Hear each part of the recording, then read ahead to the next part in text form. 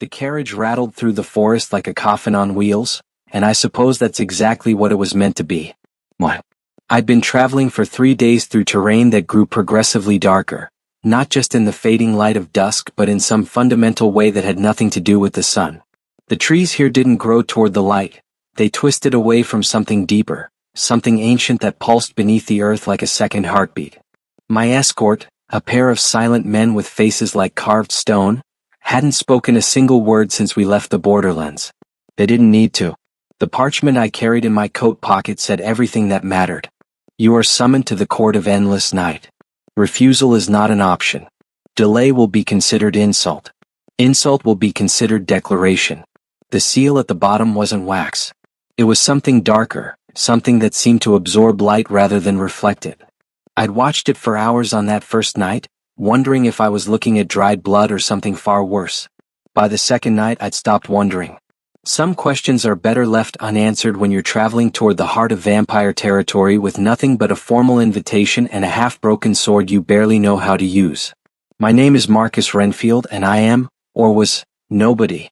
A clerk in the administrative offices of the Merchant Council of Thornhaven, a city so far removed from anything resembling danger that our biggest controversy in the last decade involved disputed grain tariffs. I pushed papers, I counted coins, I went home to a small apartment that smelled like old books and cheaper wine. I was 28 years old and had already accepted that my life would be a long, quiet decline into comfortable irrelevance. Then the summons arrived. It came to the council offices directly, delivered by a courier who appeared at midnight and vanished before anyone could ask questions. The Lord Chairman himself brought it to my desk the next morning, his hands actually trembling as he held it out. Marcus, he'd said, his voice barely a whisper, I don't know what you've done, but may the old gods have mercy on you. I hadn't done anything. That was the terrifying part. I'd never even seen a vampire, let alone interacted with one. The closest I'd come to the supernatural was reading disputed historical accounts about the Blood Wars, that catastrophic century of conflict that ended 80 years ago with treaties nobody fully understood and borders nobody dared to cross. Until now. The carriage lurched to a stop and I felt my stomach drop. Through the small window, I could see we'd arrived at a courtyard of black stone so polished it looked like we were floating above an abyss. The castle rose before us, and castle was an insufficient word for what I was seeing.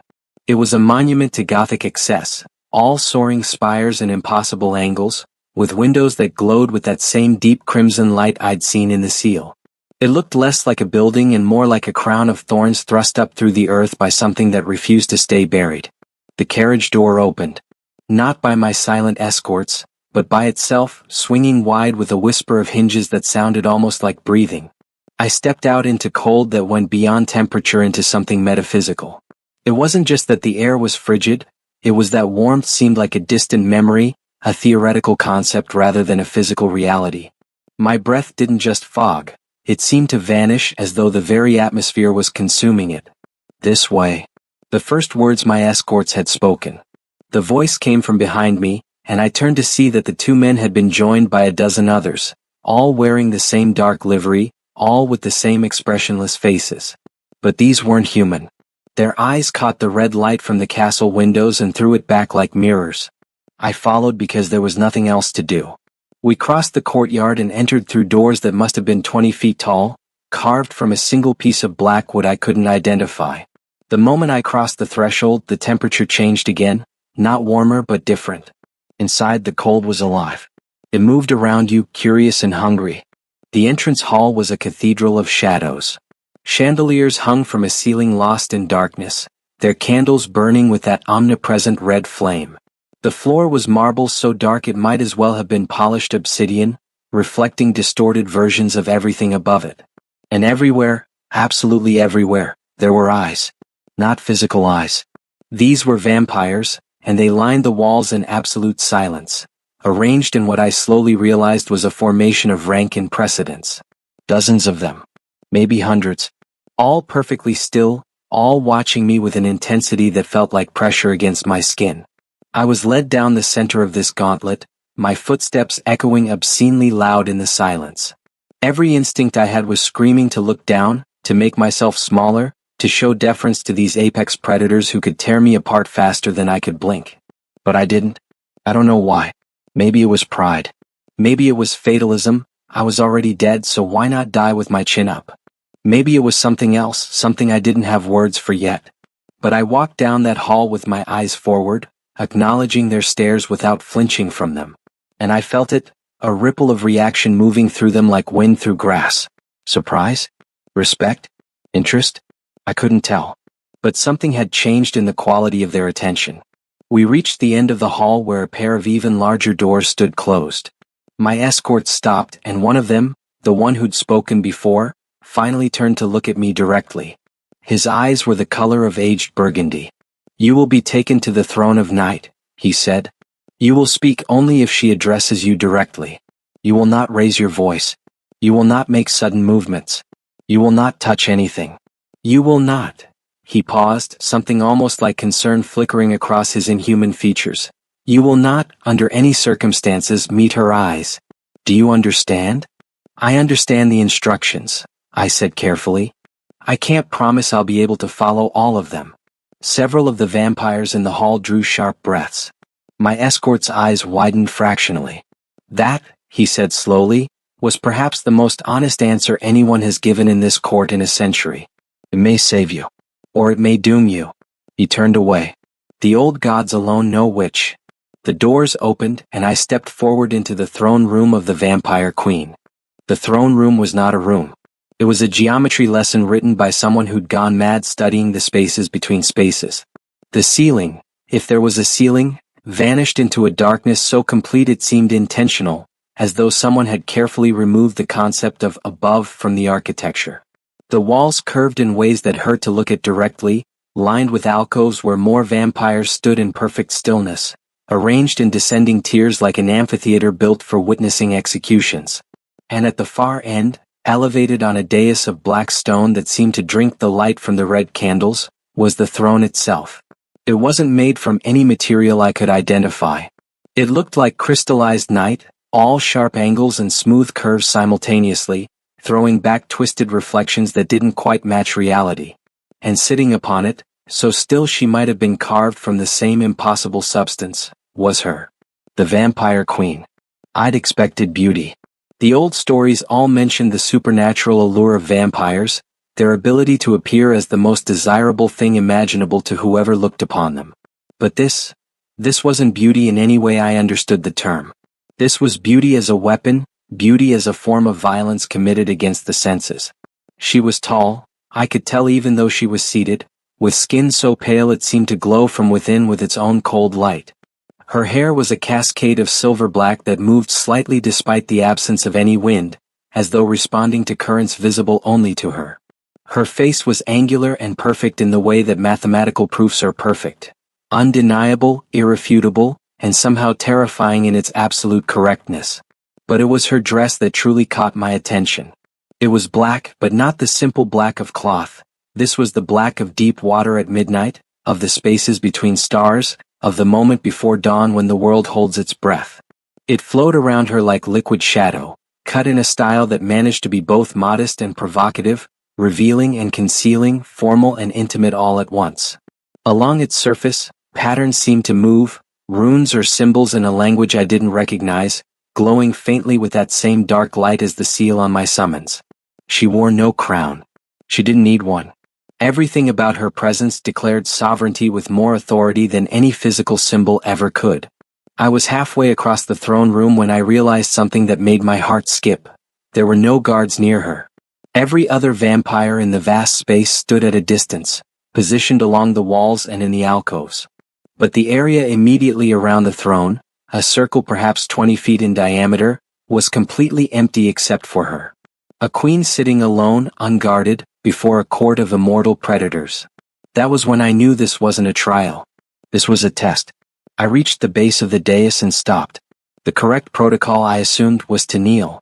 Every fiber of common sense I possessed was screaming at me to drop to my knees, to press my forehead to that cold marble floor, to make myself as small and non-threatening as possible. I didn't kneel. Instead, I stood with my feet shoulder-width apart, my hands at my sides, and I looked up at her. Not at her eyes, I remembered that warning clearly, but at her face, acknowledging her presence as one conscious being to another. The silence in the throne room somehow became even more profound. I heard nothing, not even breathing. Vampires don't need to breathe except to speak, I remembered. They were all holding perfectly still, waiting to see what would happen to the human foolish enough to stand before their queen without groveling. Marcus Renfield. Her voice was not loud, but it filled the entire space, resonating in a way that I felt in my chest more than heard with my ears. It was a voice like dark honey over razors, beautiful and deadly in equal measure. Clerk of Thornhaven. Son of merchants. Grandson of farmers. Unremarkable in every particular. She paused. Until tonight. Your Majesty, I said, and was surprised to find my voice steady. I don't know why I'm here. No, she agreed. You don't. Neither do they. She made a small gesture that somehow encompassed the entire assembled court. Neither did I until I saw you walk through those doors. She leaned forward slightly, and the movement sent ripples through the assembled vampires like a stone dropped in still water. You were told not to meet my eyes, weren't you? Yes, Your Majesty. Do you know why? I thought about it. I assume it's either a form of compulsion, that you can control those who look directly at you, or it's simply a matter of protocol. Perhaps both. Both, she confirmed.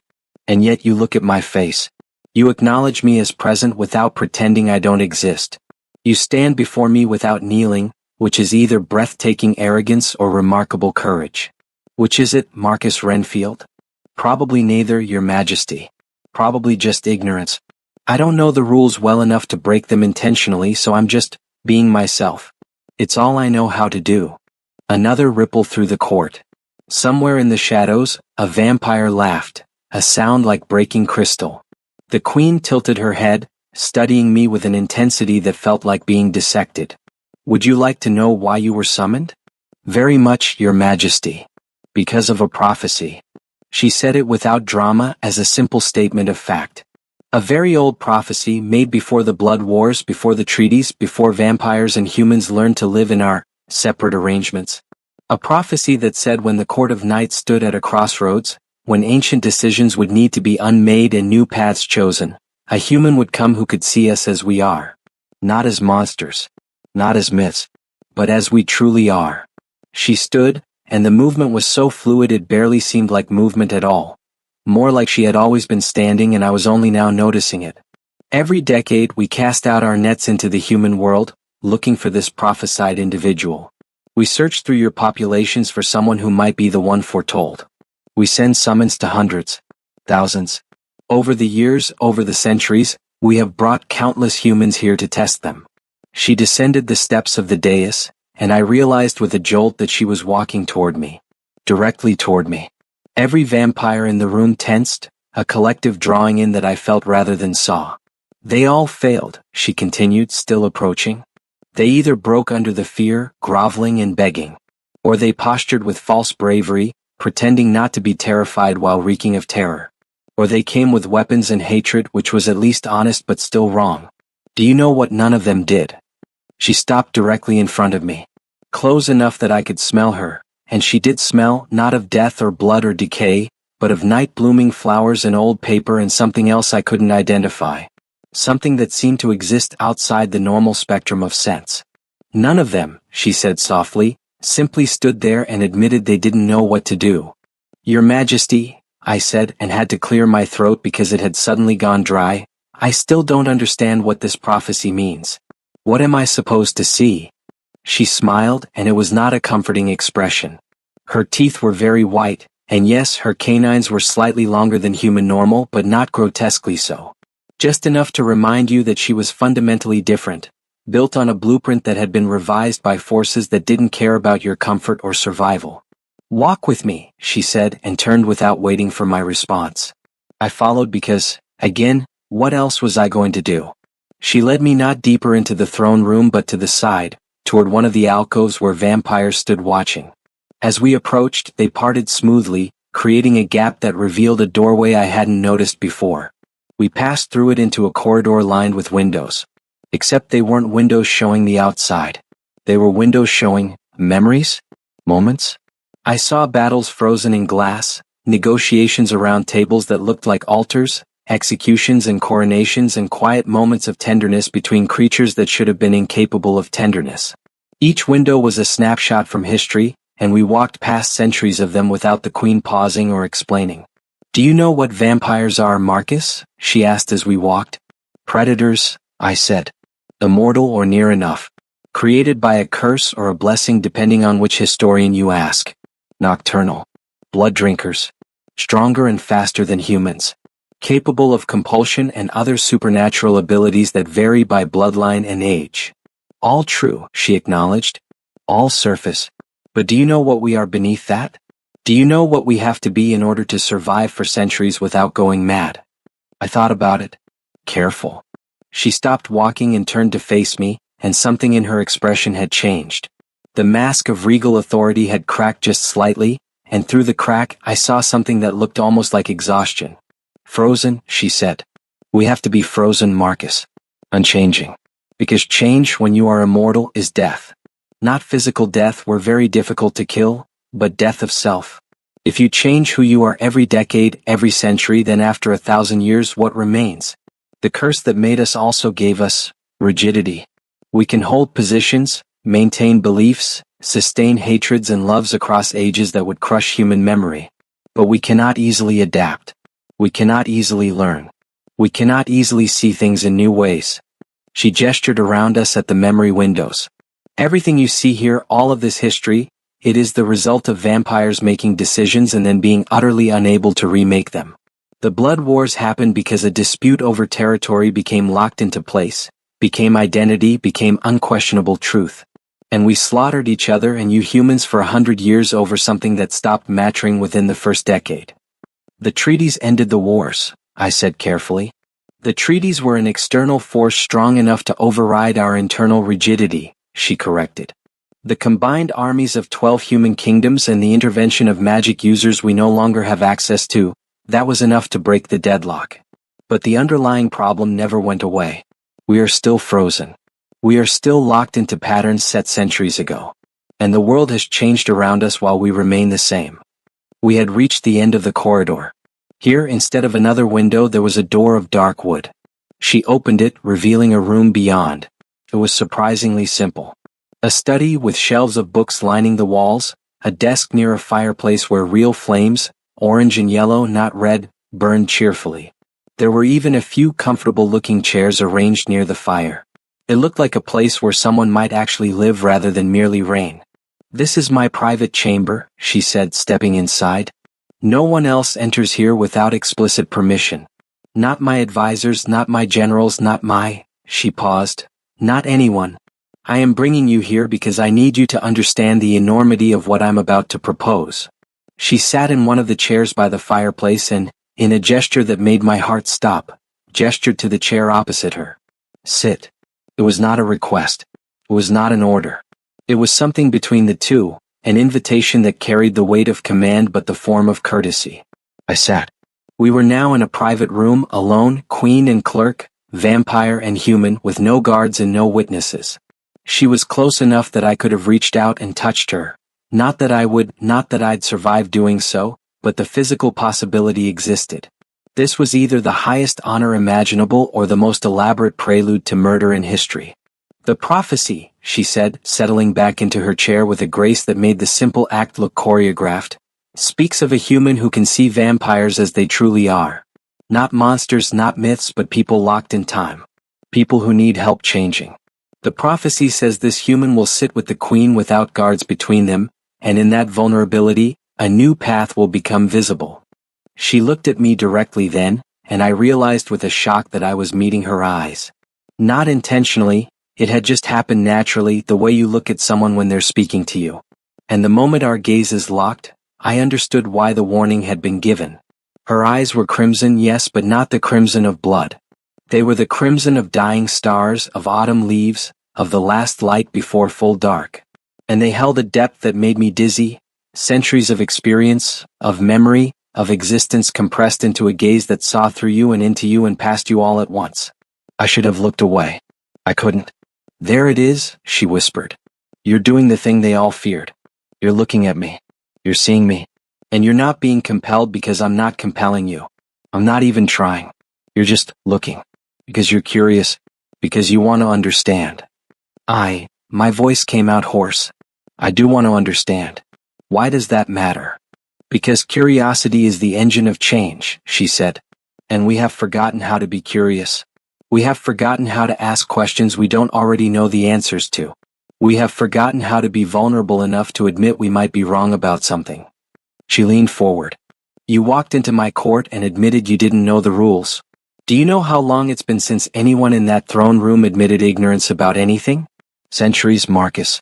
Literally centuries. We have built our entire civilization on the pretense of omniscience, and it is killing us by inches. What do you need from me? I asked. I need you, she said slowly as though tasting each word, to sit with me. Here in this room without guards or protocols or pretenses. I need you to ask me questions. I need you to challenge my assumptions. I need you to be the thing that vampires cannot be to each other. I need you to be honest about not knowing. And through your questions, your uncertainty, your very human confusion. I need to find a way to change my mind about something I have believed for 700 years. What do you believe? Her smile was sad. That vampires and humans can never coexist as equals. That the treaties were a temporary measure, a holding pattern until we figure out how to assert dominance again or how to disappear entirely. That we are fundamentally incompatible, and the only reason we haven't gone back to war is that we're all too exhausted to start fighting again. She stood and walked to the fireplace, staring into the flames. But there are those in my court who believe the time for holding patterns is over. Who believe we need to choose, dominance or extinction, conquest or fade away. They are gathering support. They are calling for a new war, a final war, one that will establish vampire supremacy permanently or eradicate us trying. And she turned to face me. I cannot convince them otherwise. Because I don't believe otherwise. I believe the same thing they do. I just want to delay the inevitable a bit longer because I am tired of war. But I cannot say that. A queen cannot admit exhaustion. A queen cannot admit doubt. But you're admitting it to me, I pointed out. Yes, she said. Because you are human. Because you will be dust before your opinion of me matters in the long scheme of my existence. Because you are powerless and insignificant and utterly, completely harmless to my reign. She moved closer. And because the prophecy said that in this vulnerability, in sitting with you, in speaking honestly with you, I would see a new path. So I am fulfilling the prophecy's conditions in the hope that it is true and not simply the fevered dream of a long-dead oracle. I sat there processing this. A vampire queen, perhaps the most powerful supernatural creature on the continent, had just told me that she was fulfilling a prophecy out of desperation, admitting to exhaustion and doubt, and essentially asking me, a clerk from a nothing city, to somehow help her change her entire worldview. Your Majesty, I said carefully, I think you might have summoned the wrong human. She laughed. It was a genuine laugh, surprised and delighted, and it transformed her face entirely. For just a moment she looked young, not in years but in spirit. Oh, Marcus, she said, sitting back down across from me. I think you might be exactly the right one. We talked through the night. I don't mean that metaphorically. We literally talked as the hours passed and the world outside those windows cycled through its darkest hours. The queen had servants bring refreshments. Wine for me, excellent wine, better than anything I'd tasted in my entire life, and nothing for her. She didn't drink or eat while I was there, and I found myself grateful for that small mercy. Watching her feed would have been complicated. She asked me about my life and I told her. I described Thornhaven, my little apartment, my work at the Merchant Council. I told her about my parents who died when I was young in a bridge collapse that was probably someone's fault but no one was ever held accountable. I told her about my education at a middling academy where I'd learned enough to be useful but not enough to be remarkable. I told her about my few friends, my fewer romantic interests, my complete lack of ambition beyond basic comfort. You're describing a life of profound ordinariness, she observed, but not cruelly. You're aware of that?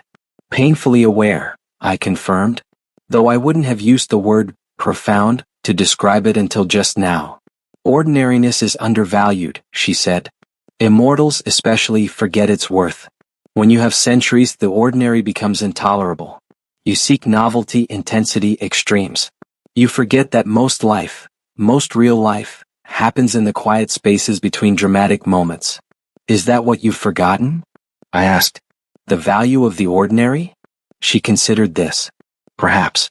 We remember the blood wars vividly, every battle, every betrayal, every triumph. But we don't remember the centuries before them. They were ordinary. Vampires and humans living in proximity, trading, occasionally intermarrying through complex rituals that temporarily bridged our natures. It wasn't perfect, but it was stable. It was boring. She smiled slightly. And none of us thought it was worth preserving because it wasn't grand or epic or memorable. But you went back to it after the wars, I pointed out.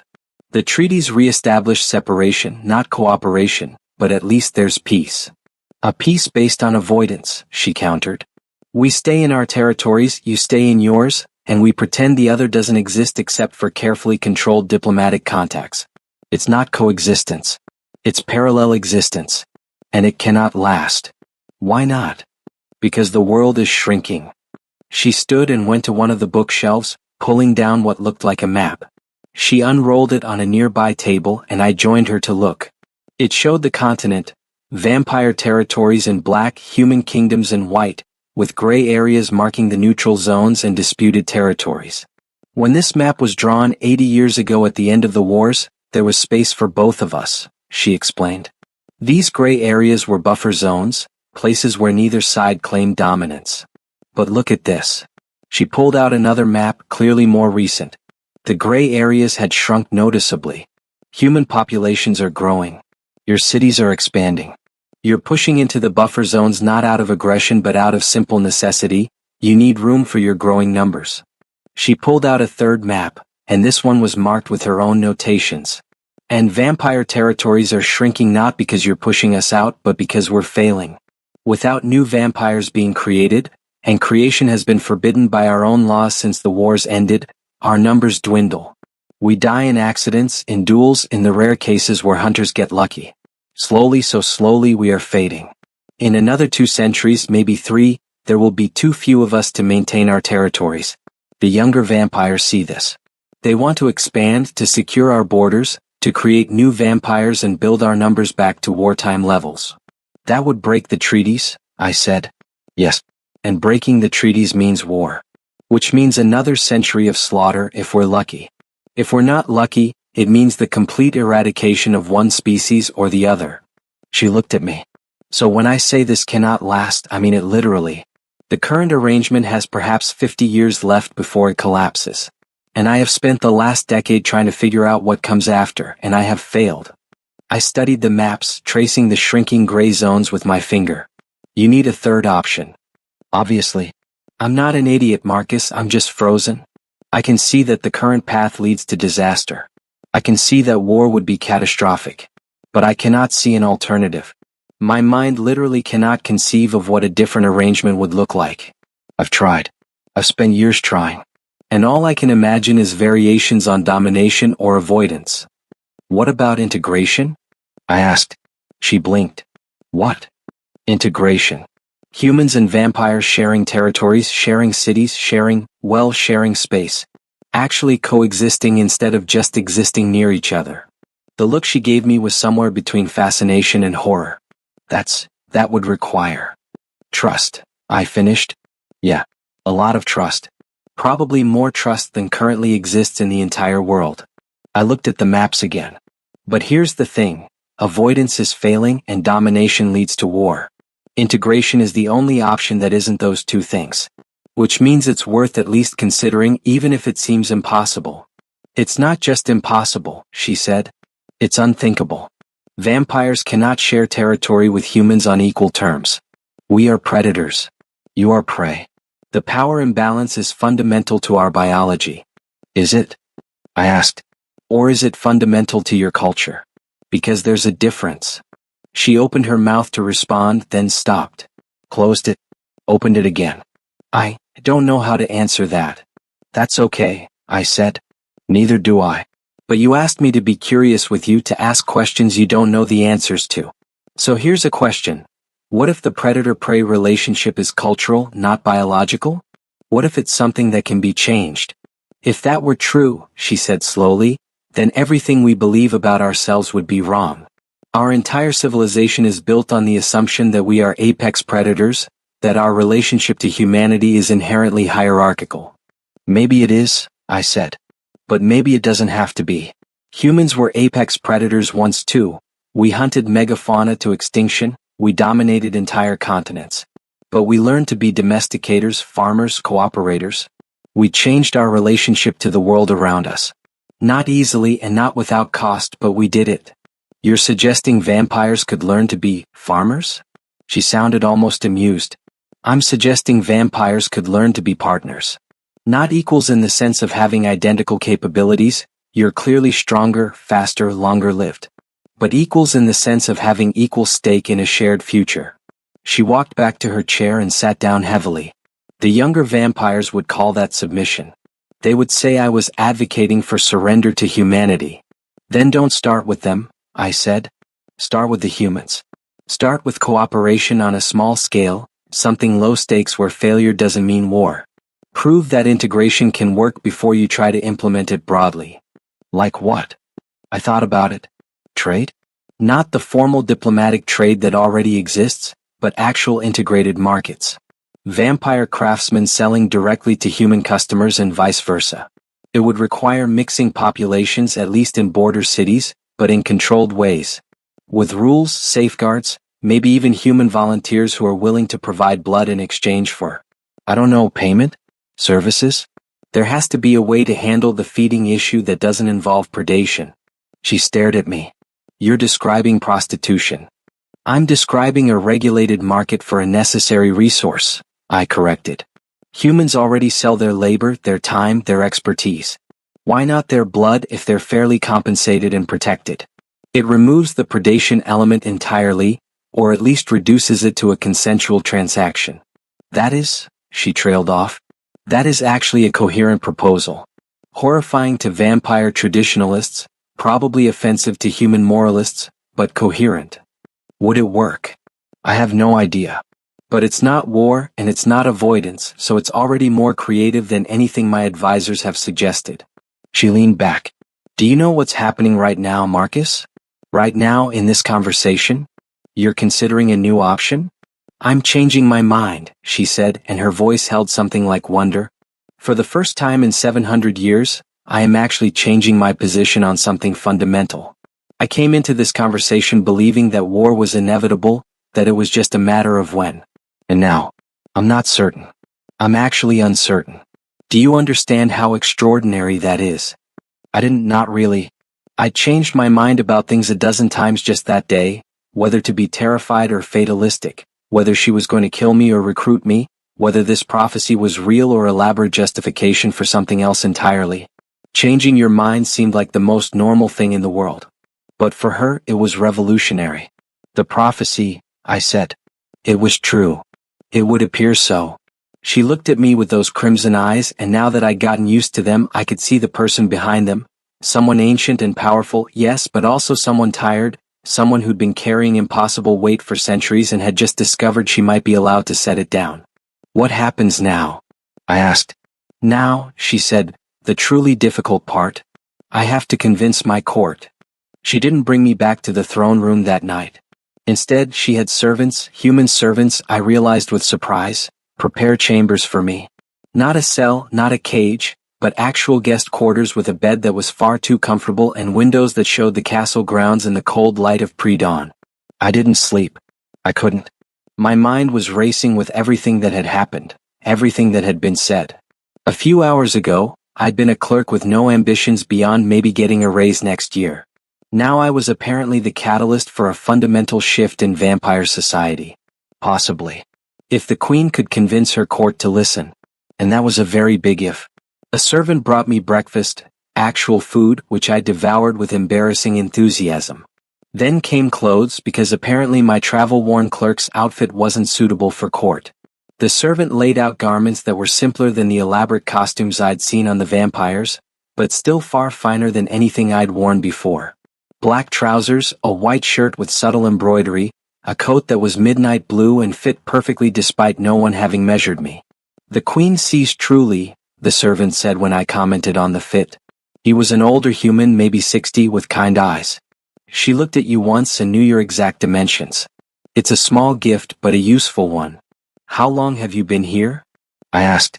30 years, he said. I came as a young man seeking employment. I stay because the pay is extraordinary and the work is easier than farming. You're not afraid? He smiled. Fear fades with familiarity, young master.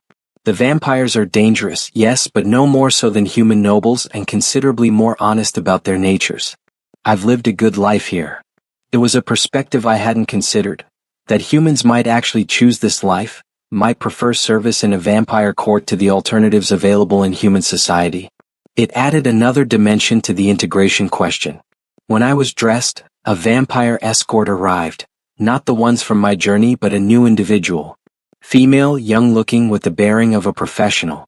The Queen has called a special session of the court, she informed me. You are to attend. Stay close to me, speak only if addressed directly by Her Majesty, and whatever you do, do not show fear. They will exploit it. Reassuring, I muttered. She smiled, showing teeth. I like you, human. You have spirit.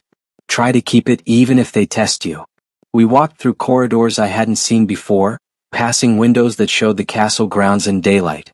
The sun was up, I realized. It must be late morning. But the vampires were still active. The myths about them being destroyed by sunlight were apparently exaggerated, or perhaps only applied to younger vampires. I filed that away as another question to ask if I survived the coming session. We entered the throne room through a side door and I saw it was already filled. But the configuration had changed. The throne remained on its dais, but now there were additional seats arranged in a semicircle facing it, high-backed chairs of dark wood, each occupied by a vampire who radiated power like heat from a forge. These were the elders, I realized. The true aristocracy of the court. The Queen was already seated on her throne, and when we entered, her eyes found me immediately. She nodded slightly, acknowledgement, perhaps, or encouragement. My escort led me to a position standing to one side, not quite among the elders but not relegated to the back with the lesser nobility. It was a deliberate placement, I understood, visible but not threatening, present but not presumptuous. The Queen stood, and every vampire in the room immediately fell silent. We gather, she said, her voice carrying effortlessly, to discuss the future of our people. The choice that approaches. The necessity of decision. She paused. I have recently received counsel that I wish to share with you. Counsel from an unexpected source, but one that the ancient prophecies foretold. A ripple of reaction moved through the assembled vampires. They'd heard about the prophecy clearly, but perhaps hadn't expected it to be invoked so directly. Last night, the Queen continued, I sat without guards with the human Marcus Renfield. I spoke with him of our dilemma, the coming collapse of the treaty system, the choice between war and fading. And through that conversation, I have reconsidered positions I have held for centuries. Now the reaction was stronger. Vampires turning to look at each other, at me, at the Queen with expressions of shock and, in some cases, anger. One of the elders stood. He was ancient, even by vampire standards, skin like parchment stretched over elegant bones, eyes that glowed with dark fire. Your Majesty, he said, his voice like wind over gravestones, you cannot mean to suggest that a human clerk has influenced your judgment on matters of state. I mean to suggest exactly that, Lord Corvinus, she replied, because his perspective is unclouded by our rigidity. He can see options that we cannot because he has not spent centuries locked into existing patterns. He is prey, another elder said, standing. This one was female, beautiful and terrible, wearing crimson that matched her eyes. He cannot understand our nature. He cannot speak to our needs. Whatever counsel he offers is fundamentally flawed by his limited understanding of what we are. Is it? The Queen asked. Or is our understanding of what we are the thing that is limited? Lord Corvinus, Lady Sable, honored elders, you have lived through the blood wars. You remember the cost of our rigidity, our inability to adapt when the world changed around us. And now the world is changing again, and you propose that we respond with the same inflexibility that brought us to the brink of destruction last time. We propose that we secure our survival, Lord Corvinus said coldly, by whatever means necessary. If that requires war, then so be it. We did not claw our way through the wars only to fade quietly into history because we were too timid to assert ourselves. Asserting ourselves is not the same as repeating failed strategies, the Queen countered. The human has proposed an alternative. Integration. Shared territories. Cooperative rather than competitive existence. The reaction was immediate and explosive. Vampires standing, shouting, the careful decorum of the court evaporating in a wave of outrage. I heard words like surrender, and weakness, and betrayal, all directed at the Queen with a vehemence that made me take an involuntary step backward. My escort put a hand on my shoulder. "Stand firm," she whispered. "Show no fear." The Queen raised one hand and silence crashed down like a physical force. The sheer presence of her will was staggering. Every vampire in the room froze, not by compulsion but by pure respect for her authority. "I expected this reaction," she said quietly, "because I had the same reaction initially. The proposal sounds like submission to those of us who have spent millennia as apex predators. But consider, what if predation is not the only relationship available to us? What if partnership offers something that dominance cannot? What could humans possibly offer us that we cannot take?" Lady Sable demanded. The Queen smiled. "Adaptability. Innovation. The very changeability that we see as weakness is actually their greatest strength. Humans can change who they are, what they believe, how they organize themselves in response to new information. We cannot. We are locked into patterns set centuries ago. But if we partner with humans, if we create genuine integration, then their adaptability becomes available to us through them." "You're suggesting we should become dependent on humans?" Lord Corvinus said, his voice dripping with disdain. "I'm suggesting we should recognize that we already are dependent on them," the Queen replied. "We feed on their blood. We have spent centuries pretending this makes us superior, but it actually makes us fundamentally reliant on their continued existence and proximity. The treaties work not because we graciously allow them to work, but because we need humans to survive. Integration simply acknowledges that reality and builds a system around it that benefits both species." There was a long silence. Then a new vampire stood, younger than the elders I thought, but still radiating power. "Your Majesty, even if we accepted this integration, how would it work practically? The feeding issue alone is insurmountable. We are killers by nature." "Are we?" the Queen asked. "Or are we killers by habit? By cultural expectation? When was the last time any of you actually needed to kill to feed? We have had methods of non-lethal feeding for centuries. We choose not to use them because we enjoy the hunt, the power, the fear. But that is choice, not necessity." She turned to look at me directly. "The human has proposed a regulated system. Voluntary blood donation in exchange for compensation. It removes the predation entirely, transforms feeding from an act of violence to a consensual transaction. You would have us pay for our food?" Lady Sable said incredulously. "Humans pay for their food," I said, and immediately regretted speaking because every vampire eye in the room swiveled toward me. But I'd started, so I continued. "You already pay for many things, resources, services, art. Why is blood different? Because you've traditionally taken it by force? That's not an argument for continuing the practice. That's just description of current behavior. You dare lecture us?" Lord Corvinus said, his voice dropping to a dangerous whisper. "I dare answer a question," I replied, trying to keep my voice steady. Lady Sable asked why you should pay for blood. I'm suggesting that the question itself reveals the problem. You're assuming access to human blood is your right rather than a privilege that should be negotiated. That assumption is what prevents you from seeing integration as viable. The Queen stood and descended from her throne, walking across the floor until she stood beside me. Not in front of me, beside me. A physical declaration of partnership that sent another wave of shock through the court. "The human speaks truth," she said. "Uncomfortable truth, but truth nonetheless. We have built our civilization on assumptions that are no longer serving us. Lord Corvinus, Lady Sable, honored elders, I am not proposing we accept these changes immediately. I am proposing we test them. A pilot program in a single border city. Limited integration with strict rules and safeguards. If it fails, we lose nothing except the time invested. If it succeeds," she paused. "If it succeeds, we may have found a path that is neither war nor fading. And if it succeeds," Lord Corvinus said coldly, "we will have demonstrated to the younger vampires that submission is the path forward. We will have shown weakness. And they will tear this court apart. Then they will tear it apart anyway, the Queen said. Because the status quo is not sustainable. You know this as well as I do. The question is not whether we change, but whether we change on our terms or have change forced upon us by circumstance. I prefer the former. The silence that followed was heavy with tension. I could feel the weight of centuries of history, tradition, and ingrained belief pressing down on this moment. The Queen had made her argument, had invoked prophecy and logic and necessity. But would it be enough? Finally, an elder who hadn't yet spoken stood. He was somewhere between Corvinus and Sable in apparent age, with silver hair and eyes like polished steel. A test, he said slowly. 1 city. 1 year. Strict oversight. And if it fails, when it fails, we proceed with territorial expansion as originally planned. When it fails, the Queen asked. Your Majesty, he said with something almost like sympathy, I respect your willingness to explore alternatives. But integration of predator and prey species in equal partnership has never succeeded in the history of the world. Not with any species. I will support your test because I respect the prophecy and your judgment, but I do not believe it will succeed.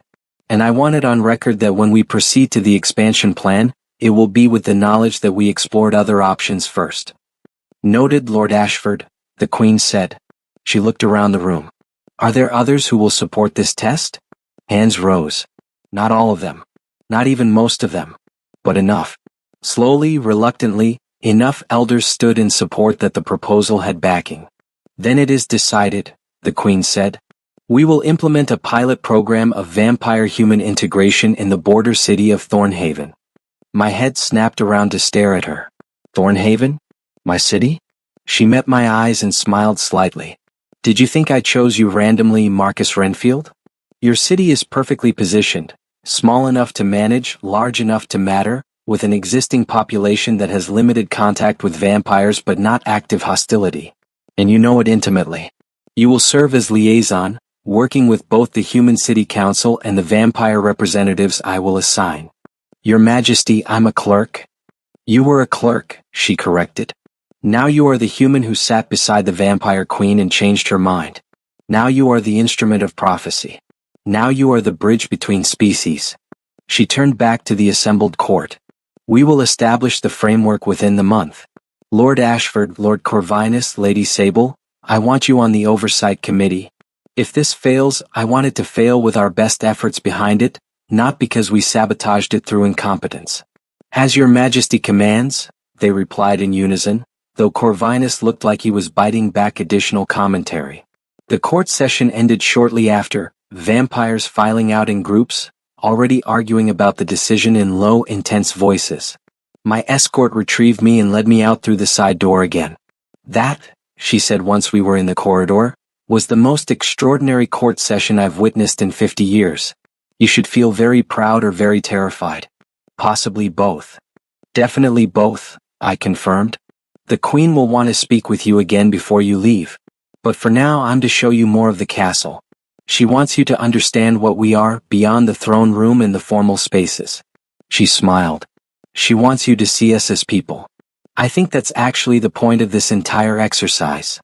My escort, who finally introduced herself as Elena, took me through parts of the castle I hadn't imagined existed. We moved away from the formal spaces, the throne rooms and halls of state, into areas that felt almost domestic. We passed a library that could have housed the entire collection of Thornhaven's archives 3 times over.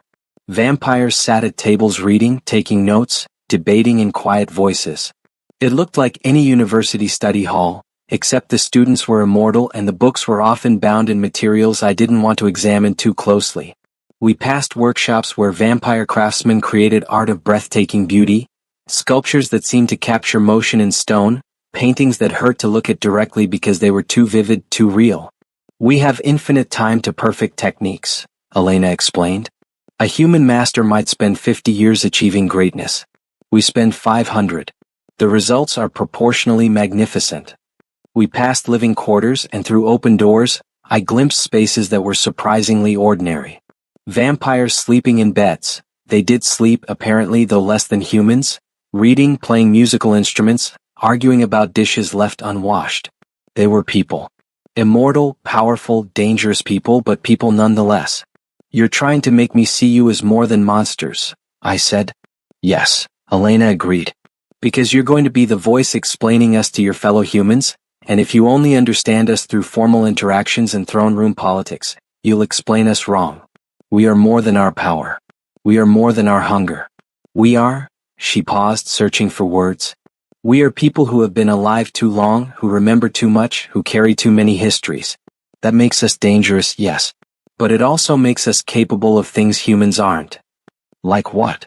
Like keeping promises across centuries. Like maintaining traditions through historical upheavals that would shatter human societies. Like valuing things that transcend individual lifetimes. Art, knowledge, careful planning for futures so distant they're almost abstractions. She turned to look at me. Humans are good at adapting, at changing, at surviving in the moment. But you're terrible at long-term thinking. You can't conceptualize what 50 years means, let alone 500. We can. That's not superiority, it's different capacity. And if we could combine human adaptability with vampire patience, you'd have something neither species can achieve alone, I finished. Exactly. That's what the Queen is betting on.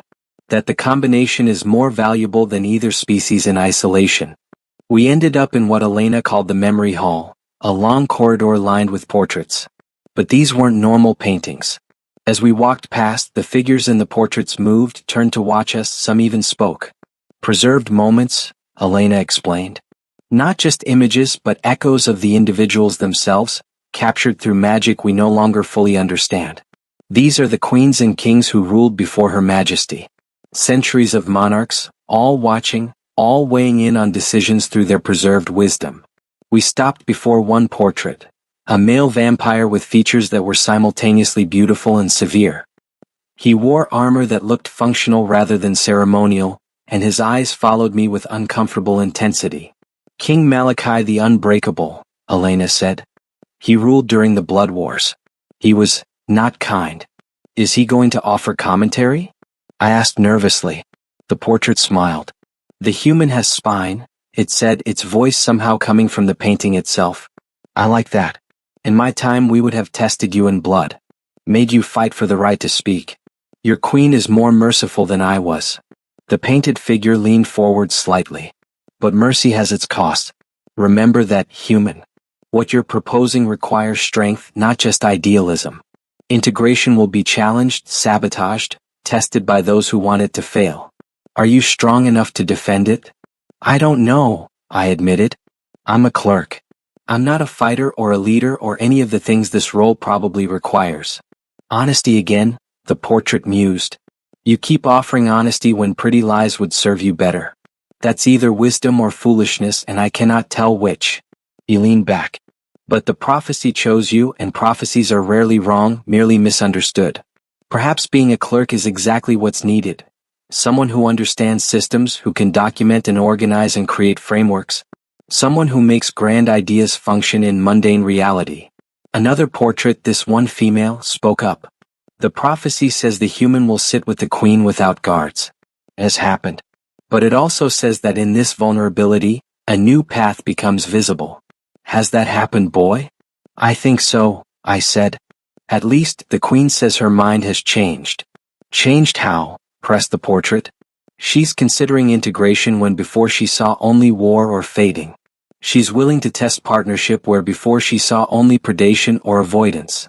The portraits exchanged looks, or at least the echoes within them seemed to communicate somehow. Finally, an older portrait, barely visible in the dim light, spoke in a voice like wind through dead leaves. The last time a vampire queen changed her mind on fundamental policy was 400 years ago. It led to the treaties that ended the Blood Wars. The cost was nearly our extinction, but the alternative was total extinction. The ancient voice paused. If this queen has truly changed her mind, then the prophecy is more powerful than we understood. The human is more significant than he appears. And the coming test will determine not just the fate of one border city, but the future of both species. No pressure, I muttered. Elena laughed and pulled me away from the portraits. Come on. One more place I want to show you before you meet with the queen again. We climbed stairs, lots of stairs, until we emerged onto a balcony high in one of the castle's towers. The sun was setting, painting the sky in oranges and purples, and from here I could see for miles. The castle grounds, the dark forest beyond, and in the distance, hints of the border territories where vampire lands met human kingdoms. "This is where the young vampires come," Elena said quietly. "The ones who were created in the last century who don't remember the blood wars firsthand. They come here and look toward human territories and wonder what it would be like to cross those borders not as invaders or diplomats, but as equals. As partners." "You're one of them," I guessed. "I was created 60 years ago," she confirmed. "I have no memory of the wars, only the stories." "And the stories?" she trailed off. "The stories are cautionary tales told by traumatized elders who can't imagine peace because they've seen too much war. But we younger ones, we've only known the treaties. We've only known this separated existence. And many of us wonder if there could be more." "Is that why you support the Queen's plan?" "I support it because the alternative is returning to war, and I don't want to spend the next century killing and being killed over territory disputes that don't actually matter. I want," she gestured at the sunset, the vast landscape. "I want to see what's out there. I want to meet humans not as prey or enemies but as individuals. I want to learn things that aren't about survival or dominance.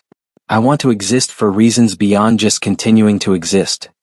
"That's very human of you," I said. She smiled. "Maybe that's the point. Maybe vampires and humans aren't as different as we pretend. Maybe the gulf between us is cultural, not biological. And maybe your clerk's understanding of systems can help us build a bridge across that gulf." We stood in silence, watching the sun finish its descent. The sky darkened and stars began to appear. Real stars, not the red-lit artificial sky of the throne room. Looking at them, I felt the weight of what was coming settle onto my shoulders. I was going back to Thornhaven, my ordinary little city, and I was bringing with me the seeds of revolution. Vampire integration.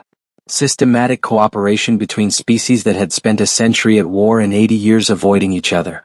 It would fail, probably. Lord Ashford was right. Predator and prey species didn't form equal partnerships in nature. But we weren't in nature. We were in civilization. And civilization was the art of making things work that nature said shouldn't. "Elena," I said slowly, "when you were created, when you were transformed from human to vampire, did you feel like you died?" She considered the question. "Not died. Changed. Fundamentally, irreversibly changed. The human I was ended, but what replaced her wasn't nothing. It was something new. Something that remembered being human but could never go back. That's what integration will feel like," I said. "For both species. Not death but transformation. Neither side will be able to go back to what they were before. The question is whether what replaces the old ways is better or worse." "And you think you can make it better?" "I think I have to try. Because the prophecy chose me, and the Queen believes in me, and everyone else is too frozen in their patterns to attempt it. So it falls to the clerk from nowhere." I laughed without humor. "The universe has a terrible sense of irony." "Or a perfect one," Elena suggested. "Maybe it takes someone from nowhere to go somewhere new. Someone with nothing to lose because they never had much to begin with." A bell rang from somewhere deep in the castle, a sound like deep thunder rolling through stone. "The Queen summons you," Elena said. "Final meeting before you depart. Are you ready?" "Absolutely not," I said. "Good. That's the right attitude." She led me back toward the stairs. "Marcus, whatever happens, whether this integration works or fails, whether you're celebrated or blamed, know that you've already accomplished something remarkable. You've made an immortal change her mind. That's not nothing." The Queen was waiting in her private study again, the room with the warm fireplace and comfortable chairs. But this time she wasn't alone. 3 other vampires were present. Lord Ashford, who'd spoken in support of the test, and 2 others I didn't recognize. "Marcus," the Queen greeted me. "These are the representatives who will accompany you to Thornhaven. Lord Ashford you've met. This is Lady Miriam, who specializes in human-vampire relations and has maintained diplomatic contacts throughout the treaty period. And this is Vincent, who is young by our standards but has extensive experience with trade negotiations." I nodded to each of them. Lady Miriam was elegant and appeared middle-aged by human standards, with kind eyes that somehow didn't contradict the predatory grace of her movements. Vincent looked barely 30, with an easy smile that probably put humans at ease before they remembered what he was. We've been discussing implementation, the Queen continued, gesturing for me to sit. The logistics of integration are complex. We need to establish frameworks for housing, feeding, legal jurisdiction, dispute resolution, and a dozen other systems. Lord Ashford suggests we start with a small vampire population, no more than 20 individuals initially, living in a designated district within Thornhaven. The human quarter, I said automatically. The old merchant district near the docks. It's been declining for years, lots of empty buildings, but the infrastructure is solid. And it's relatively self-contained, which would make establishing boundaries easier. See, Vincent said, looking at the others. He immediately thinks in terms of practical implementation. This is why we need him. The feeding question remains problematic, Lord Ashford said, looking at me directly. Your proposal of paid blood donation is theoretically sound, but humans are not accustomed to thinking of their blood as a commodity. There will be resistance, perhaps revulsion. Then we start with volunteers, I said. People who are willing to try it, probably for significant compensation initially. Once it becomes normalized, once people see it's safe and beneficial, adoption will increase. That's how most social changes work. Early adopters, then gradual mainstream acceptance. And if we cannot find volunteers? Lady Miriam asked gently. Then we've learned something important, that humans aren't ready for integration and we need to try different approaches. But I don't think that'll be the case. Thornhaven has poverty. It has people struggling to make ends meet. Offering them stable, well-paid work that doesn't require manual labor? Some will accept. They'll be selling their bodies, Lord Ashford said flatly. Make no mistake about what you're proposing. They'll be selling their blood, I corrected. Which humans do already in medical contexts. This is just a different recipient. And unlike other forms of selling your body, manual labor, soldiering, actual prostitution, this is relatively safe and controlled. We'd establish strict medical protocols, limits on frequency, health monitoring. You've thought about this, the Queen observed. I haven't stopped thinking about it since our first conversation, I admitted. If this is going to work, it needs to be systematic, documented, regulated. That's what I'm good at, creating systems that function. Then create one, she said. I'm giving you full authority to design the implementation framework for Thornhaven. Lord Ashford and his team will review for vampire concerns, but the initial design is yours. The weight of that statement nearly knocked me out of my chair. Full authority? I was a clerk. I'd never designed anything more complex than a filing system. But I'd said I would try, and the Queen was calling my bluff, or trusting my abilities. Possibly both. I'll need resources, I said, trying to sound more confident than I felt. Access to legal scholars, trade experts, medical professionals from both species. I'll need records of similar attempts, even failed ones, to understand what doesn't work. You'll have whatever you need, the Queen interrupted. This test has the full backing of the throne. Money, personnel, authority, all at your disposal. But Marcus, her eyes found mine. You'll also have full responsibility. If this succeeds, you'll be celebrated. If it fails, you'll be blamed. Are you prepared for that? No, absolutely not. The idea of being responsible for either the salvation or damnation of vampire-human relations was terrifying beyond words. Yes, I said anyway. She smiled. Still honest? Good. Dishonesty at this stage would doom the entire project. She stood, and the others rose with her. We'll depart for Thornhaven in 3 days. That gives you time to begin preliminary designs and gives me time to manage court politics. Lord Corvinus and Lady Sable are not pleased with this decision, but they've agreed not to actively sabotage it. That's the best we can hope for. What about the younger vampires? I asked. The ones who want expansion and creation of new vampires? They're being managed, Vincent said. We've promised them that if integration succeeds, it will include pathways for controlled transformation of willing humans. That satisfied some of them.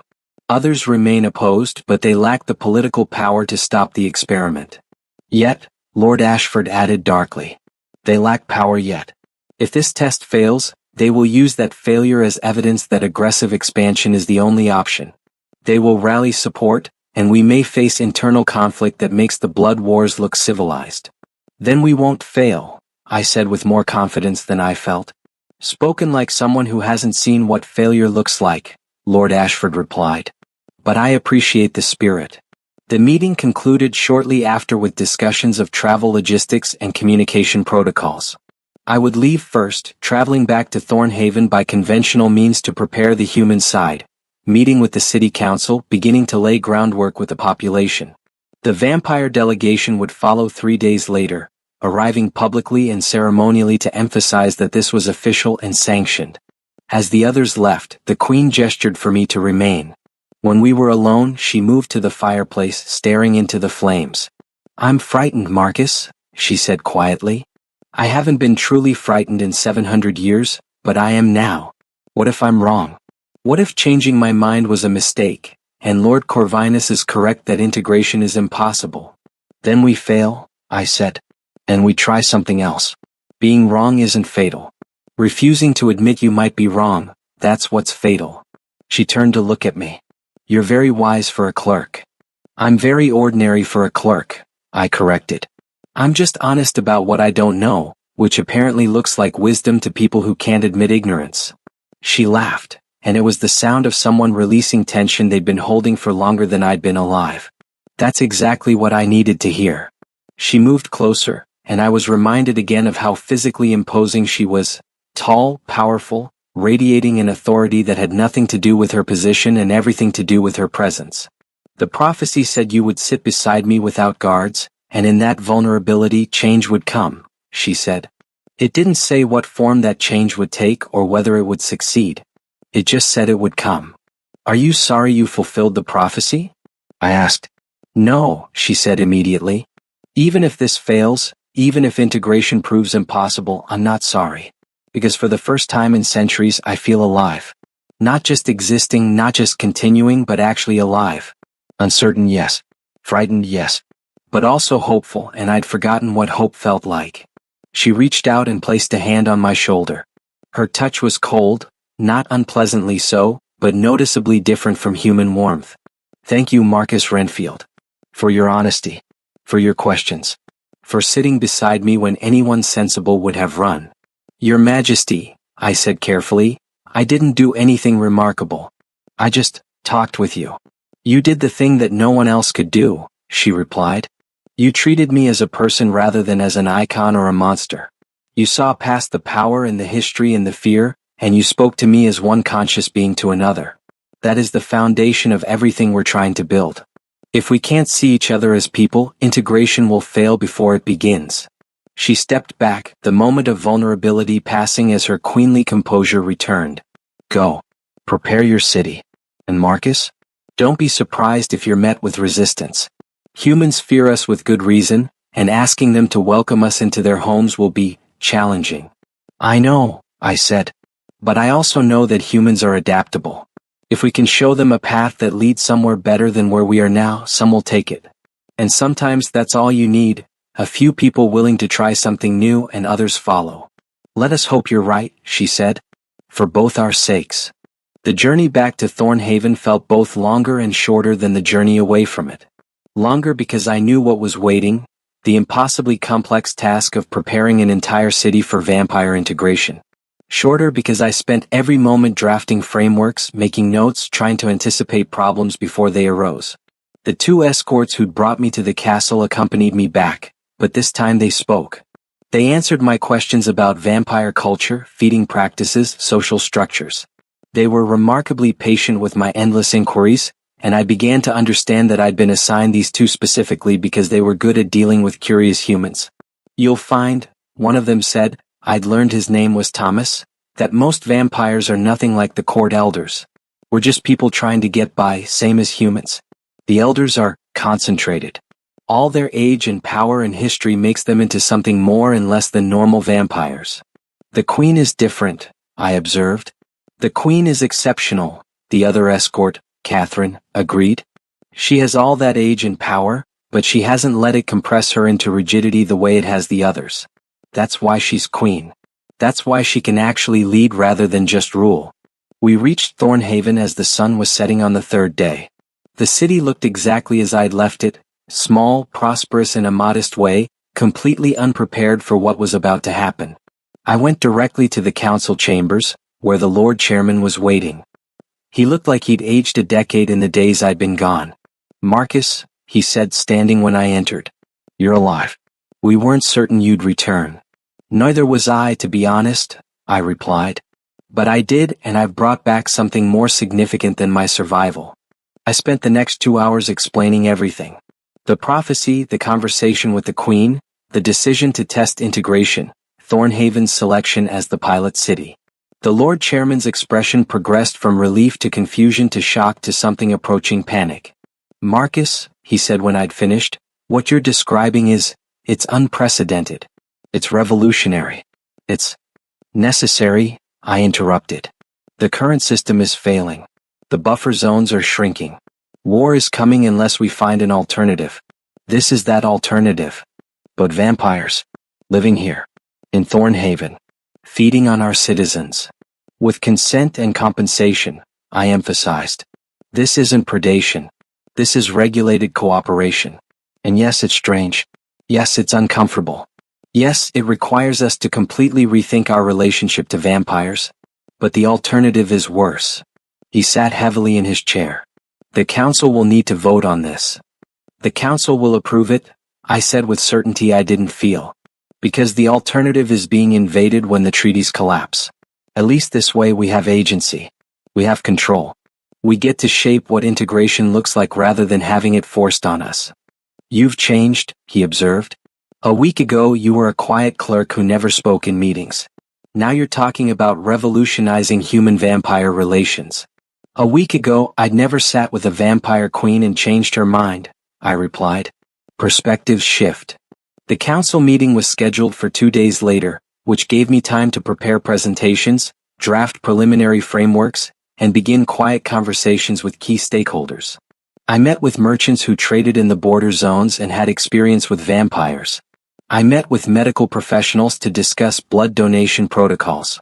I met with legal scholars to explore jurisdiction questions. And I met with ordinary citizens, the poor, the desperate, the curious, to gauge their potential willingness to volunteer for the blood donation program. The reactions were mixed. Some were horrified. Some were intrigued. A surprising number were pragmatic. "How much does it pay?" was the most common question, followed by, "How often?" and "Is it dangerous?" I drafted answers. I created documentation.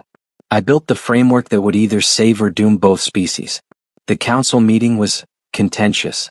Half the council wanted to reject the proposal outright, calling it suicide or collaboration with monsters. The other half could see the pragmatic necessity, even if they didn't like it. The Lord Chairman, to his credit, supported it. "Thornhaven has always been a practical city," he said during the debate. "We don't chase glory or grandeur. We survive, we prosper modestly, and we adapt to changing circumstances. The circumstances are changing. War is coming unless we do something unprecedented. So let's be unprecedented." The vote was close. 7 in favor, 5 against, 3 abstaining. But it passed. Thornhaven would become the first integrated human vampire city in history. The next 3 days were chaos. We established the district where vampires would live, the old merchant quarter as I'd suggested. We renovated buildings, established boundaries, created documentation for everything from housing contracts to feeding schedules to legal protocols. And we recruited volunteers. The first blood donation center was set up in a former guild hall. We hired medical staff, established strict health and safety protocols, and set compensation rates that were generous enough to attract volunteers but not so high that we'd bankrupt the city. On the first day of recruitment, I honestly didn't know if anyone would show up. 23 people came. 23 humans willing to try something that had never been tried before, willing to sell their blood to vampires for the sake of an experiment that might fail catastrophically. I interviewed each of them personally. A widow who needed money to keep her house. A student who wanted to fund his education. A young woman who was simply curious about vampires and saw this as a safe way to interact with them. An older man who'd served in the military during the tail end of the blood wars and wanted to be part of ending the cycle of violence. Each had their reasons. Each was brave in ways they probably didn't recognize. And then, on the day the vampires were scheduled to arrive, Thornhaven held its breath. They came at sunset as symbolically appropriate. The entire city had gathered, or at least it felt like the entire city. Thousands of people lining the main street from the city gates to the merchant quarter, watching in silence as the vampire delegation arrived. The queen came first, riding in an open carriage because she wanted to be seen. She wore not her throne room finery but something simpler, a dark traveling dress that was elegant without being intimidating. She looked regal, yes, but also approachable. Human, almost, if you could ignore the slight glow of her skin and the way her presence seemed to command attention without effort. Behind her came the others, Lord Ashford, Lady Miriam, Vincent, Elena, and 15 more vampires selected for this first wave. All dressed formally but not threateningly. All clearly nervous, though they hid it better than humans would. I stood at the entrance to the merchant quarter, officially representing the human side of the welcome. My legs were shaking, but I kept my face neutral. The queen's carriage stopped in front of me, and she descended with fluid grace. We'd rehearsed this moment, the first formal interaction between species in an integrated context. Your Majesty, I said, bowing slightly. Thornhaven welcomes you and your delegation. We offer you sanctuary, cooperation, and the hope of a shared future. Marcus Renfield, she replied, and I'd forgotten how powerful her voice was in person. On behalf of the Court of Night, I thank you and Thornhaven for your courage in attempting what has never been attempted. We come not as conquerors or guests, but as partners in an uncertain endeavor. It was choreographed, yes. Formal words for a formal occasion. But beneath the protocol there was genuine weight. This was happening. Actually happening. The crowd was silent, watching. I could feel their fear, their uncertainty, their desperate hope that this wouldn't be a disaster. I turned to the assembled humans. Citizens of Thornhaven, I called out, my voice carrying in the evening air. These vampires come in peace, sanctioned by both their queen and our council. They will live in the designated district, abide by our laws and their own, and participate in the systems we've established for coexistence. This is an experiment, an attempt to find a path forward that doesn't lead to war. I ask you to give them the same chance you'd give any newcomers to our city. Respect, caution, and willingness to see how this unfolds. Not everyone looked convinced, but enough nodded, enough seemed willing to try that I felt a flutter of hope. The Queen and her delegation moved into the merchant quarter. We'd prepared housing for them, entire buildings renovated and furnished. They would live together initially, creating a vampire enclave within the city, but the goal was gradual integration as trust built. That first night, nothing dramatic happened. The vampires settled into their new homes. A few curious humans walked past the district, looking but not approaching. The volunteer blood donors were scheduled to begin the next day. I barely slept, expecting. I don't know what. Violence? Riots? Something catastrophic to prove the skeptics right. Instead, morning came peacefully. The city woke and the vampires slept and the world kept turning. The first donation session was scheduled for noon. I was there personally, as was Lady Miriam, who would be receiving the donation. The volunteer was Clara, the young woman who'd said she was curious about vampires. She was nervous, clearly, but determined. Lady Miriam was the picture of professionalism, medical precision mixed with genuine care for Clara's comfort.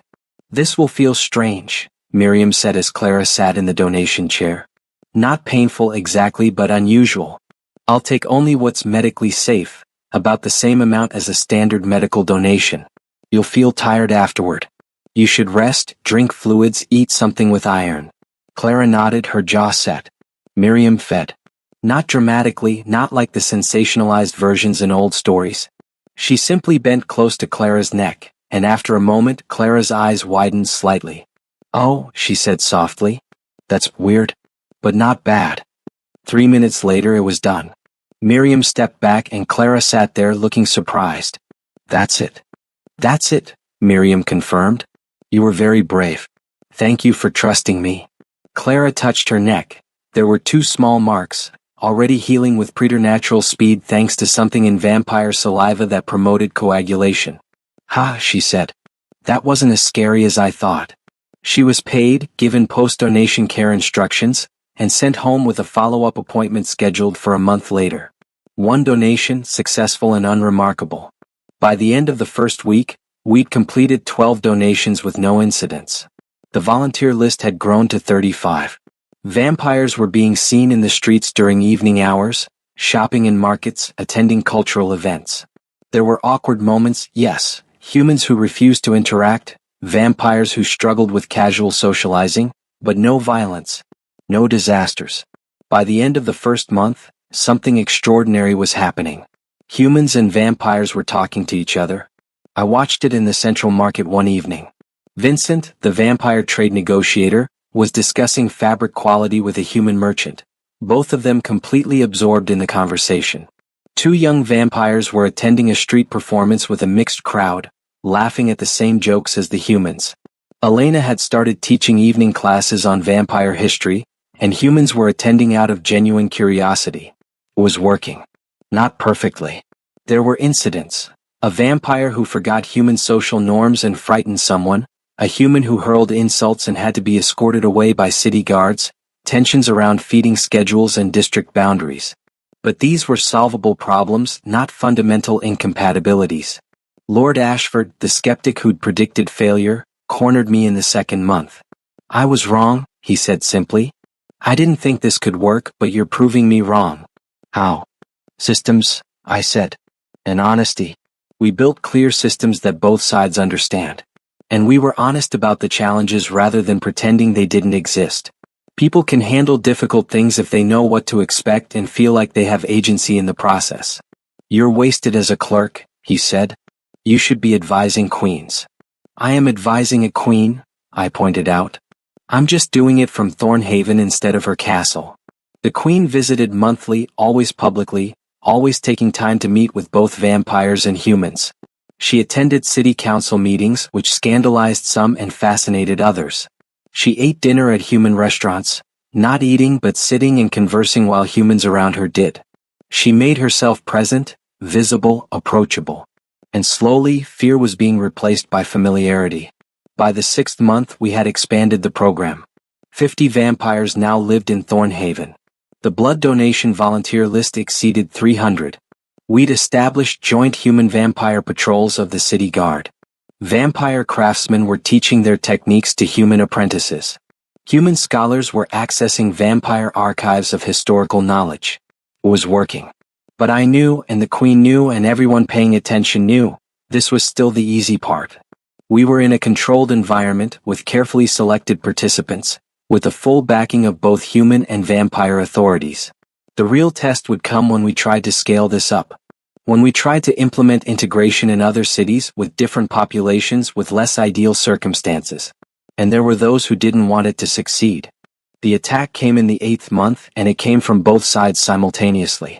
A group of young vampires, frustrated with what they saw as submission to human authority, attempted to feed outside the donation system.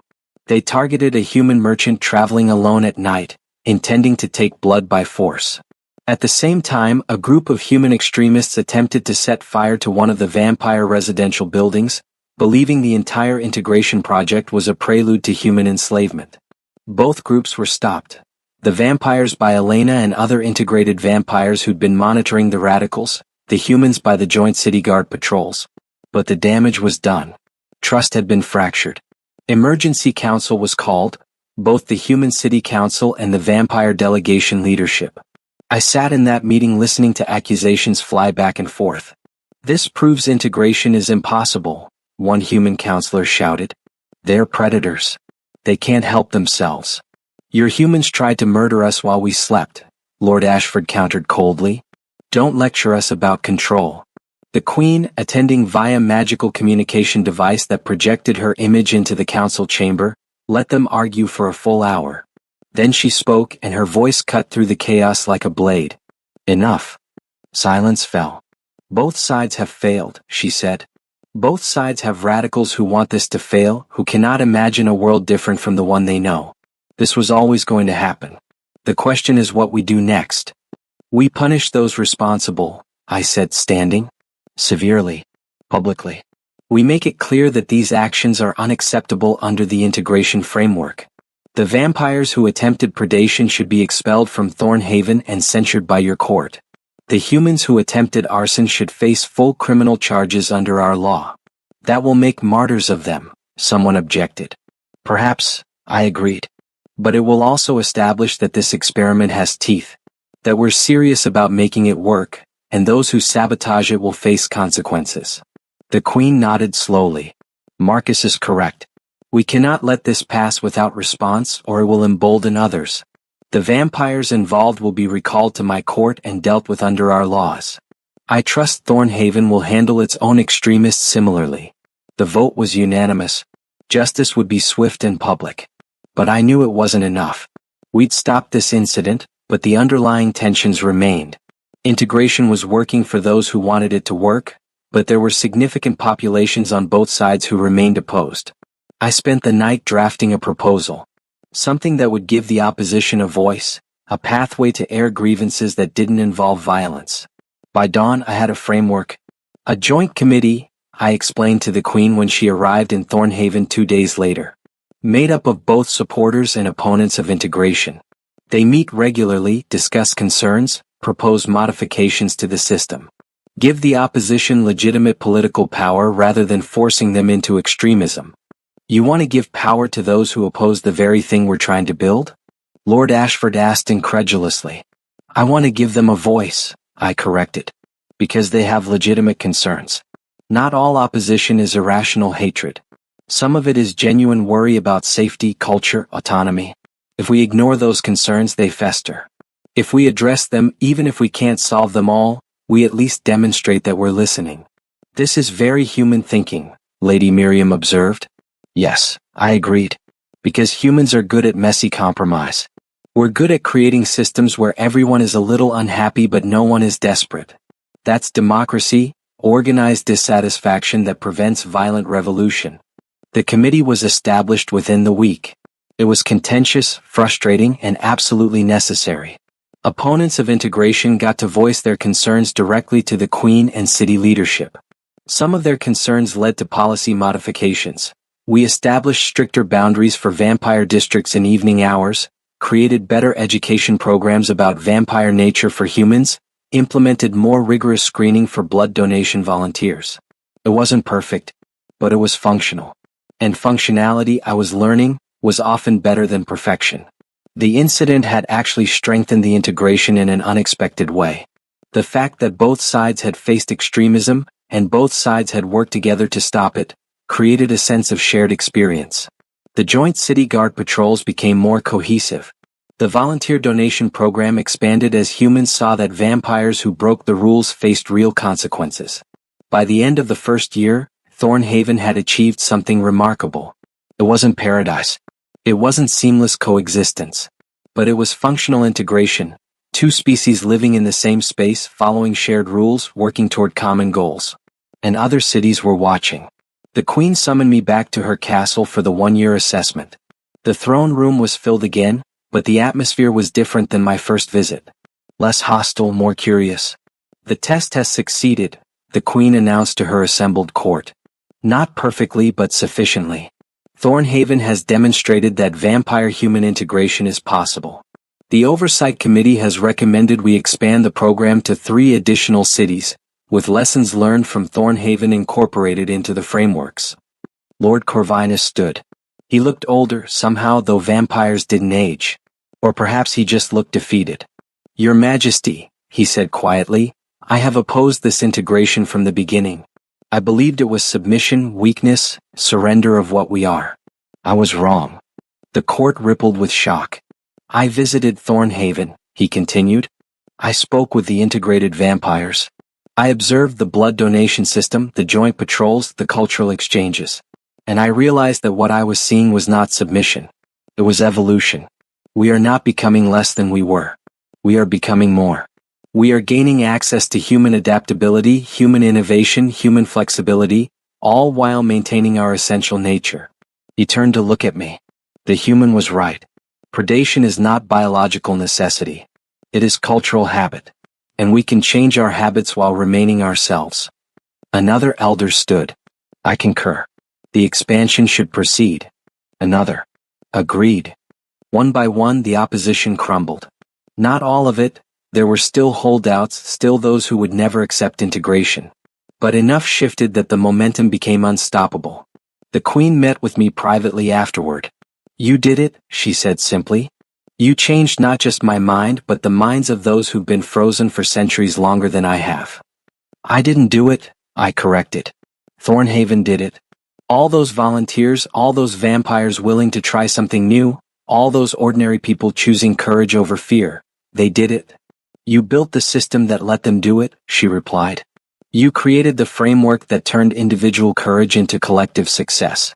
Don't diminish that." She walked to the window of her study, looking out over her castle grounds. The prophecy was right. A human sitting with me without guards, and in that vulnerability, a new path became visible. But the prophecy didn't mention what would happen after. "What comes next, Marcus?" "Next?" I looked at her. "Next we scale up. We implement integration in more cities. We refine the systems. We document what works and what doesn't. We train more people in both species to manage integration. We write laws and treaties and frameworks. We do the boring, tedious work of turning a revolutionary idea into mundane reality. And you'll oversee this?" "Me?" I laughed. "I'm a clerk from Thornhaven. I'm not qualified to oversee continental transformation." "You're the human who changed the mind of a vampire queen," she said. "You're the architect of the first successful integration. You're exactly qualified." She turned to face me. "I'm establishing a new position, coordinator of integration. Technically advisory to both vampire and human authorities, actually autonomous with resources and authority to implement the integration framework across territories. The position is yours if you want it." I stood there stunned. A year ago I'd been counting coins and filing paperwork. Now I was being offered a role that would reshape the political structure of the continent. "Can I think about it?" I asked. "No," she said, smiling. "Because you'll overthink it and find 1,000 reasons to say no. So I need you to answer from instinct rather than analysis. Do you want to do this?" Did I? The role would be impossibly difficult, politically fraught, personally exhausting. I'd be mediating between species for the rest of my life, managing crises, building systems, disappointing people in both populations who wanted more than was possible. "Yes," I said. "I want to do this." "Good. Then it's done." She extended her hand and I took it. Her grip was cool and firm, the handshake of equals agreeing to partnership. "One condition," I said. "You have to keep sitting with me. No guards. Regular meetings where we're just two people talking honestly about problems. Because the moment we stop being able to do that, the moment we hide behind protocol and formality, this whole thing falls apart." She considered, then nodded. "Agreed. We'll meet monthly in spaces without guards or witnesses. We'll maintain the vulnerability that made this possible." She smiled. "You're going to irritate me frequently, aren't you?" "Absolutely," I confirmed. "It's part of the job description." The small cafe in Thornhaven was busy, as it usually was these evenings. Mixed crowds, human and vampire, sat at tables conversing, laughing, arguing about art and politics and sports. The owner, a human woman named Sarah, employed both species and didn't differentiate in her brusque service. I sat at my usual corner table reviewing reports. 14 cities now had integration programs. The protocols had been refined, expanded, improved. We'd faced challenges. Some cities struggled more than others, there had been setbacks and failures, but the overall trend was clear. Integration was becoming normalized. Elena slid into the seat across from me. She'd become one of my key assistants, managing the vampire side of coordination while I handled the human side. "You look exhausted," she observed. "I am exhausted," I confirmed. "The North March implementation is having issues. The local human government is resisting parts of the framework." "Of course they are. North March has always been difficult." She signaled Sarah for 2 drinks, coffee for me, something dark that probably wasn't coffee for her. But we knew this would be messy. Revolutionary changes usually are. "It's not revolutionary anymore," I said. "That's what's strange. Somewhere along the way this became normal. Humans and vampires living together isn't shocking, it's just Tuesday." She smiled. "That was always the goal, wasn't it? To make the extraordinary ordinary." The Queen arrived without fanfare as she usually did these days. She wore simple traveling clothes and moved through the cafe without drawing much attention beyond a few respectful nods. She sat at our table and Sarah brought her a drink without asking what she wanted. They'd established a rapport over the years. Monthly meeting, the Queen said. No guards, no formality, just us. How are you, Marcus? Tired, I said. You? The same. The court is still adjusting to the changes. Some of the older vampires will never fully accept integration, but they've stopped actively opposing it. She sipped her drink. I've been thinking about the prophecy lately. What about it? I asked. It said a human would sit with me and in that vulnerability change would come. But it never said what kind of change or how much or whether it would last. She looked around the cafe at the mixed crowd existing peacefully. Do you think this is what it meant? This gradual transformation of how our species interact? I think prophecies are vague for a reason, I said. They give you direction without dictating destination. You sat with me, yes. But then we did the work. We built the systems. We made the change real through effort, not magic. Very pragmatic, she said, smiling. I'm a clerk, I replied. Pragmatism is what we do. Elena laughed. You're not a clerk anymore, Marcus. You're the coordinator of integration. You're probably one of the most powerful humans on the continent. I file paperwork about vampire-human cooperation instead of grain tariffs, I said. Still feels like clerking to me. The Queen reached across the table and placed her hand over mine. Thank you, she said quietly, for sitting with me that first night, for being honest when everyone else was performing, for building something real from a vague prophecy and mutual desperation. Thank you for taking the risk, I replied, for changing your mind when centuries of experience said you couldn't, for trusting a nobody clerk from a nowhere city. You were never a nobody, she said. You were exactly who we needed. You just didn't know it yet. We sat there, the three of us, in a cafe in Thornhaven where humans and vampires shared space without fear or dominance. Outside, the city continued its evening routines. Mixed patrols walking the streets, mixed markets selling goods, mixed crowds attending entertainments. It wasn't perfect. There were still tensions, still problems, still people on both sides who hated what we'd built. But it was working. And that was enough. I thought back to that first night, walking into the throne room of the Vampire Queen, terrified and confused and completely out of my depth. I'd stood before her not because I was brave but because I didn't know what else to do. And in that moment of honest ignorance, something had shifted. She'd been looking for someone who could see vampires as they truly were. Not monsters, not myths, but people frozen in patterns they couldn't break alone. And I'd looked at her and seen not a terrifying supernatural predator, but someone exhausted from carrying impossible weight for centuries.